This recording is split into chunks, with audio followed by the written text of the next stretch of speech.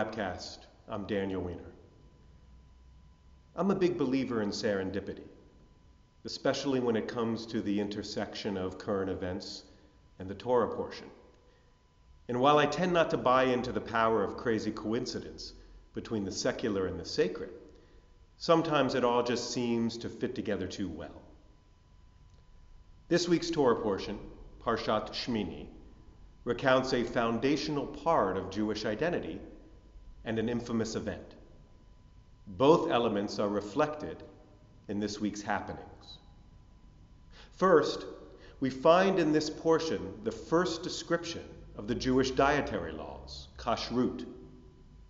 We also commemorate Earth Day on Sunday, a time to reflect on growing concerns for our planet and growing awareness of what we can do to sustain it.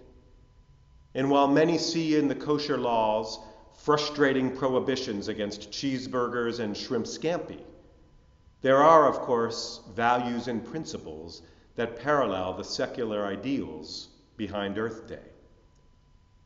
Kashrut is really about awareness and perspective, both personally and communally.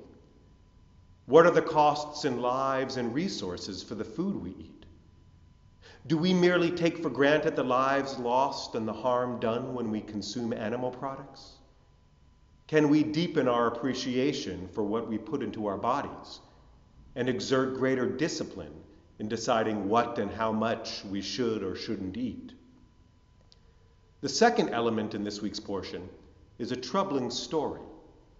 Two young PITs, priests in training, Nadav and Avihu, offer what is described as Eish Zara, alien fire to God, through the sacrificial cult.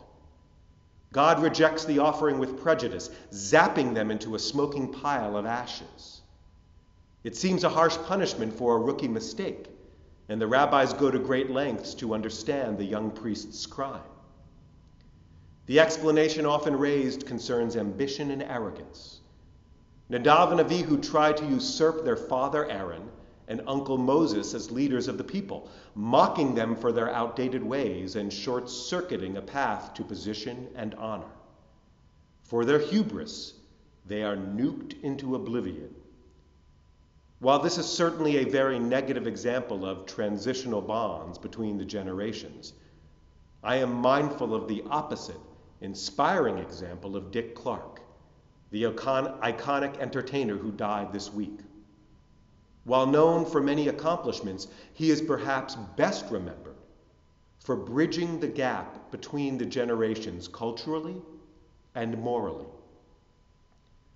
When the parents of Gaga teens worried about the music their children swooned to, Dick Clark's wholesome embrace of Elvis and the Beatles calmed many a jangled nerve more comfortable with Pat Boone. And even more importantly, when so many radio stations and venues rejected the work of black artists, what used to be designated as race music, Clark's support of rising stars like Chubby Checker, Chuck Berry, and the Jackson 5 shamed the segregationists into the realm of anachronism. Connections between a hippie holiday and God's nutrition plan, between torched errant priests and the world's oldest living teenager. Serendipity indeed. Shabbat Shalom.